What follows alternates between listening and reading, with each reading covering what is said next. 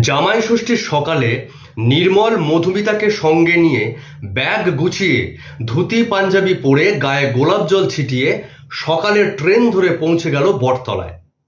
স্টেশনের নাম হচ্ছে নবঘাট। সেখান থেকে গরুর গাড়িতে চেপে একটা বটগাছের তলা দিয়ে কলাবাগান, পানের বোরোজ আর ধান ক্ষেত পেরিয়ে পৌঁছালো জ্যোতির্ময় রায়ের বাড়ি। বাড়িতে পা রাখতেই বাড়ির চাকর রতন কাকা ছুটে এলেন। বাবু, বাবু জামাই এসেন গো, আসেন আসেন জামাই বাবু, বাবু আসেন। বাড়ির মহিলারা সবাই বাইরে এসলো এবং দুজনকে স্বাগত জানালেন।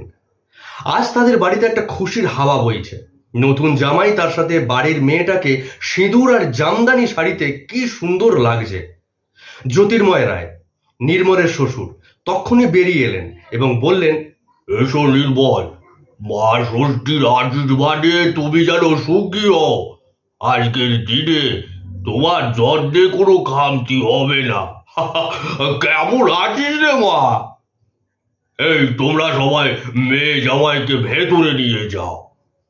জামাই ষষ্ঠী বাড়িতে পৌঁছাতেই সঙ্গে সঙ্গে নির্মলের প্লেটের সামনে এসে হাজির করলো কলা, আপেল, আম, লিচু, আঙুর, পেঁপে, জাম, নাশপাতি, চিঁড়ে, গোলাপ জল মেশানো আমের টুকরো, সন্দেশ, কাঁচাগোল্লা, ল্যাংচা, চমচম, ক্ষীরকদম, নিমকি, ঘুগনি, দই, চিনি, পায়েস।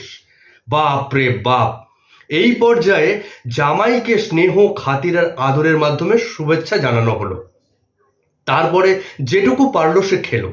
তারপর গ্রাম দেখতে বেরোলো। গ্রাম সম্পূর্ণ দেখা হয়ে যাওয়ার পর তার ডাক পড়লো দুপুরের খাবারের।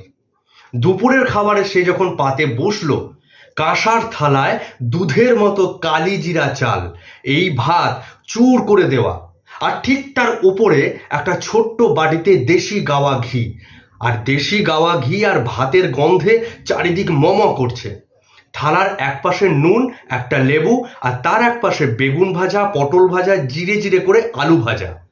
থালার পাশে কাঁসার বাটিতে একটাতে লাউ ঘন্ট, একটাতে শুক্তো, একটাতে রুই মাছের মাথা দিয়ে ডাল, একটাতে চিংড়ি দিয়ে কচুর শাক, একটাতে ইলিশ পাতুরি, একটাতে সর্ষে দিয়ে পাবদা মাছ, একটাতে তেলকই, একটাতে দেশি মুরগির মাংস, আর একটাতে মৌরলা মাছের টক।